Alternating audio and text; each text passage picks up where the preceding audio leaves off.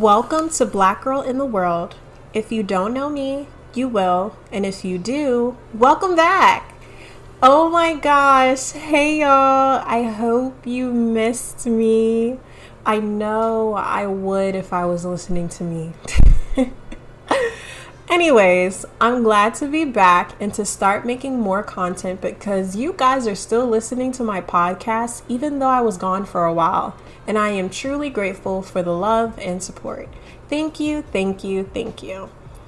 I want to talk to you guys about something because I need to clear my chest on some things and I love hearing myself talk. So here it goes.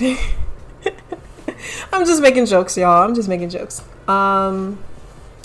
You saw this title before even clicking on this episode, I'm sure. We are talking about needing a break from dating. I wanted to expand on the conversation because from a couple of months ago, I was on Twitter making a thread talking about it, and then Instagram sharing questions and providing my responses to them. One question in particular is the reason I'm making this episode. The question stated, what makes you try to keep finding love when men are stupid? It's hard. Now, I don't fully believe that all men are stupid. Let me say that. I have met men who just were not using their brain when trying to get with me, and that's just me being honest. But my response was, to be honest, I remind myself that there are some good guys out there and I've met them in my lifetime, so it just gives me hope. But I need to take a break because I've been hurt and it doesn't feel good when someone doesn't want you enough to be their girlfriend, but just enough to see where things go. That was my response.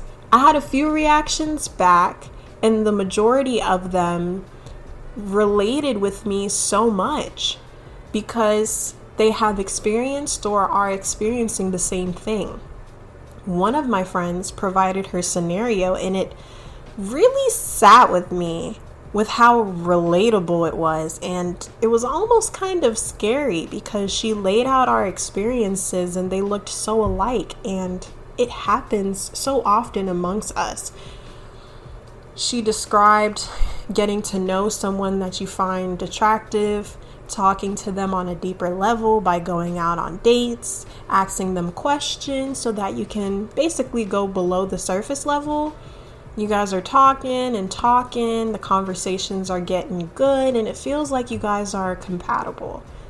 You talk to your friends about them because it just feels so consistent, and you think to yourself that all this time that you guys have and currently are investing couldn't be repeated with someone else. Because 24 hours in a day is not long, and you are spending a lot of it with that person. But, and yes, there is a but, that person can see themselves with you, but there is a bump in their road that they can't get over to be with you. It could be something they see in themselves and they fear that it will affect you guys long term, or something in you that they are afraid to share because of a negative reaction. By the way, the latter part matters, but not as much because I notice that I tend to blame myself when it is not working in the way that I want it to.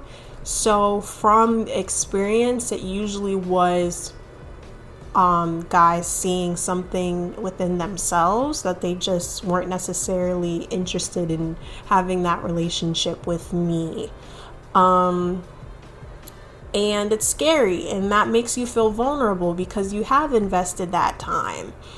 Now, many of you will have your jaws dropped and your eyes a bit teary because I was really going at dating hard, like wanting to find a companion, and I have always supported others to keep pushing because relationships are nice, and I like seeing people in love and doing things with people they love. But it is a hassle, and I do mean a hassle to do so because I was either not interested or finding people that I had a great connection with and realizing that we just wanted two different things at the end of it. That hurts. It hurts. Everything just hurt. The emphasis of that comes from a place of just realizing that I didn't really take that break for myself and recognize that I've been through so much, and throughout it all, I was single. Yes, there were a few like mini gaps, like a few months in between where I would just relax and not shoot my shot and not go out on dates, but it kind of drove me to a place that was not a healthy one. The year is over and we're starting in a new year, but looking back, I felt like I had been around the block repeatedly. Like I knew this road already, and I'm tired of being here time and time again. And maybe that was a sign, you know? I think that we hope things were different, but a lot of the times it's not different. But the approach should be different. We should want things, but understand that they just may not happen in the timing we want it to or at all. I truly believe that there is a person out there for me. Maybe he's in my space right now. I don't know, but I want to share this with you, my listeners, and how it's been going. I love. I do enjoy dating and learning about a person who can potentially change my life for the better and teach me lessons of things I did not know I needed to learn, and vice versa, of course. I think I have a little knowledge or two in the noggin. I also want to tell you that if you are constantly trying over and over again and you feel helpless, you are not alone. Please share your feelings in comfortable spaces.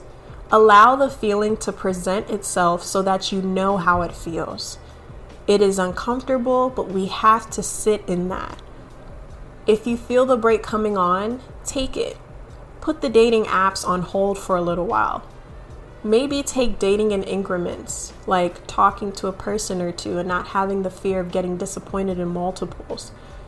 Imagine getting to know 3 or 4 people at the same time and going on dates with them and all don't work out at the same time. I would be honest, it's very exhausting. Leave the pool a little bit. Wrap up in your towel and sit by the poolside and take a break if you feel it coming on. Cry if you need to cry, and talk about it if you feel yourself bursting at the seams, because trust me, it is okay. And if you feel like continuing on in your dating journey, knowing that you will find the person who will love you for who you are and who will just be, you know, everything you wanted the relationship to be, continue on. I support you in your decisions, and I just hope that you do not get exhausted in your journey. Thank you for taking the time to listen, share, subscribe, and comment. Check out the other episodes if you haven't already. All right, y'all, this is my time. Bye.